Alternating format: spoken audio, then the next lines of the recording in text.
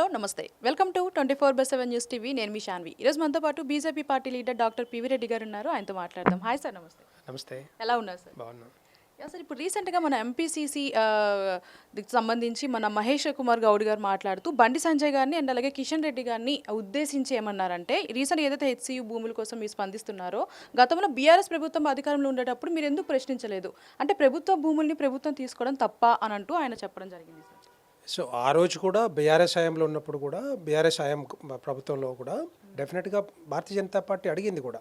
ఇప్పుడు రాష్ట్ర ప్రభుత్వం దగ్గర ఏదైతే భూములు అమ్ముతా ఉన్నారో దగ్గర దగ్గర అనుకుంటా ఒక 10,000 ఎకరాలు అమ్మి ఉంటారు ఇప్పటివరకు. ఇది కేసీఆర్ గారు ఆ 10 సంవత్సరాలు 9.5 సంవత్సరాల కాలంలో అప్పుడు కూడా అడిగాం. భారతీయ జనతా పార్టీ నుంచి ప్రతిసారి అడిగాం. కానీ రాష్ట్ర ప్రభుత్వం హెచ్సియు భూములు వేరు, రాష్ట్ర ప్రభుత్వ భూములు వేరు. రాష్ట్రాన్ని నడపడానికి అమ్మిన భూములు ఈ రాష్ట్ర ప్రభుత్వ భూములు అమ్మారు. కానీ హెచ్సియు భూములు అనేది వేరు. అది ఎందుకంటే ప్రభుత్వ భూమి కాదండి, హెచ్సికి ఇచ్చారు కదా. ఇది హైదరాబాద్ సెంట్రల్ యూనివర్సిటీకి ఇచ్చిన భూములు అవన్నీ కూడా. అది విద్యార్థుల కోసం, చదువుల కోసం, రేపొద్దున రీసెర్చ్ కోసం, రకరకాల విద్యా సంస్థల కోసం ఇచ్చిన భూములు అవన్నీ కూడా. ఏదైతే ఆ సంస్థలన్నీ ఆ భూములన్నీ కూడా ఇప్పుడు రాష్ట్ర ప్రభుత్వం గుంజుకొని అక్కడ ఏదైతే పారిశ్రామిక వర్గాలకో లేకపోతే అక్కడ కంపెనీస్కి ఇచ్చి అక్కడ ఏదో ఒకటి చేద్దామని ఆలోచనతో చేస్తే తప్పది. ఎందుకంటే అది ఏదైతే ఆ టైంలో ఎప్పుడైతే ఇచ్చారో 1974లో ఆ భూములన్నీ కూడా విద్యార్థుల కోసం ఉపయోగించాల్సిన భూములన్నీ కూడా. రేపొద్దున రీసెర్చ్ ఉంటుంది, ఎకలాజికల్ పార్క్ వస్తుంది, అక్కడ పెద్ద పెద్ద సంస్థలు వస్తాయి, ఏది విద్యా సంస్థలు వస్తాయి. ఇప్పుడు చూశారు దాంట్లో ఐటీ మన టాటా రీసెర్చ్ సంస్థకి ఇచ్చారు, తర్వాత బయోటెక్నాలజీ బయోడైవర్సిటీ పార్క్ కోసం ఇచ్చారు. ఇవన్నీ ఏంటంటే రేపొద్దున తెలంగాణ బిడ్డలు కానీ లేకపోతే విద్యార్థులు కానీ ఉపయోగించుకోవాల్సిన పరిస్థితి కదా ఇదంతా కూడా. సో వాటిని గుంజుకొని ఒక 40,000 కోట్లు 400 కోట్లు 400 ఎకరాలు అమ్మితే 40,000 కోట్ల రూపాయలు వచ్చే అవకాశాలు ఉంటాయి. ఇచ్చిన హామీలని ఏదో పూర్తి చేయాలి, ఇచ్చిన హామీలకి వీటిని కట్టాలి, లేకపోతే రేపొద్దున ఢిల్లీకి కప్పం కట్టాలి అనే ఆలోచనతోటి కాంగ్రెస్ పార్టీ చేయొచ్చు. డెఫినెట్గా తప్పు పడతాం. డెఫినెట్గా అప్పుడు తప్పు పట్టినాం, ఇప్పుడు కూడా తప్పు పడతాం. ఎట్టి పరిస్థితులు వదిలే ప్రసక్తే లేదు. అంటే గతంలో మన కాంగ్రెస్ పార్టీ వచ్చేసి బీజేపీ బీఆర్ఎస్ పార్టీ కలిసి పనిచేస్తుంది గుట్టుగా అని అంటూ కొంత చర్చ అయితే జరిగింది గతంలో. సో ఇప్పుడు అది నిరూపించారు అని అంటూ చెప్తున్నారు. డౌటే లేదు. ఎప్పుడు కూడా అప్పుడు పని చేయలేదు, ఇప్పుడు కూడా పని చేయం. కాంగ్రెస్ పార్టీ కావాలని బురద జల్లడానికి ప్రయత్నం చేస్తూ ఉంటుంది. మీకు ఒక మాట చెప్పాలి మీ ఛానల్ ద్వారా. అప్పుడు కూడా ఏం చేసిందంటే బీఆర్ఎస్ బీజేపీ కవితను అరెస్ట్ చేయలేదనేసి ఆ ఉద్దేశంతో అది బయటపెట్టి మొత్తం టోటల్గా తెలంగాణ ప్రజానికాన్ని తెలంగాణ ప్రజల్ని తప్పుదోవ పట్టించింది కాంగ్రెస్ పార్టీ. బీఆర్ఎస్ బీజేపీ ఎప్పుడైనా పొత్తులుందా, ఎప్పుడైనా ప్రభుత్వంలో ఉందా, ఎప్పుడైనా పోటీ చేసిరా పోనీ? కానీ ఆ రెండు పార్టీలు మాత్రం ముందు నుంచి 2001 నుంచి మన్నటి వరకు కూడా పొత్తులో భాగంగా పోటీ చేశారు, ప్రభుత్వంలో ఉన్నారు, రకరకాలుగా మరి షేర్ చేసుకున్నారు కదా. సో ఆ రెండు పార్టీలు ఒకటే, బొమ్మ పొరుచు పార్టీలు. నానానికి అటువైపు ఇటువైపు బీఆర్ఎస్ కానీ లేకపోతే కాంగ్రెస్ పార్టీ ఉంటుంది.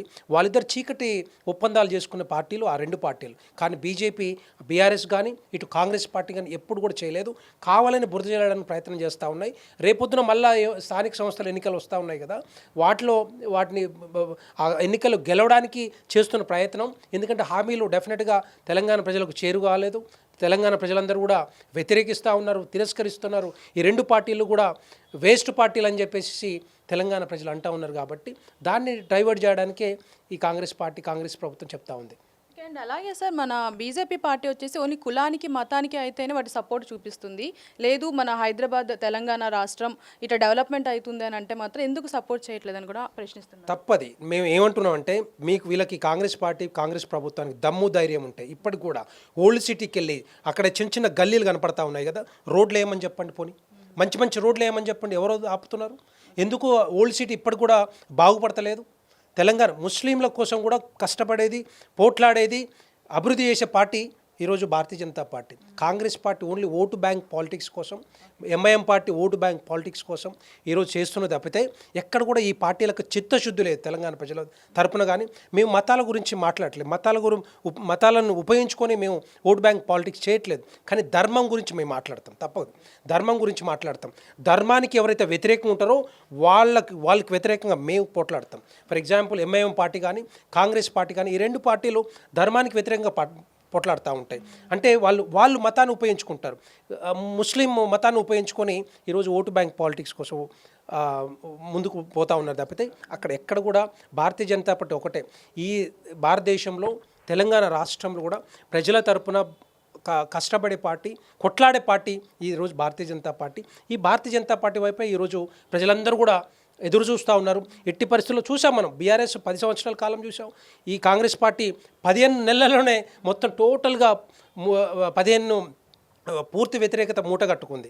సో అందుకని ఈరోజు భారతీయ జనతా పార్టీ వైపే తెలంగాణ ప్రజలందరూ చూస్తారు. చర్చలు జరుగుతూ ఉన్నాయి ఊర్లలో, నేను పోతా ఉన్నాను, గ్రామాల్లో పోతాయి. ప్రతి ఒక్కరు కూడా భారతీయ జనతా పార్టీ మోడీ గారి గురించి ఆలోచిస్తూ ఉన్నారు. ఎందుకంటే 18 రాష్ట్రాల్లో భారతీయ జనతా పార్టీ అధికారంలో ఉంది.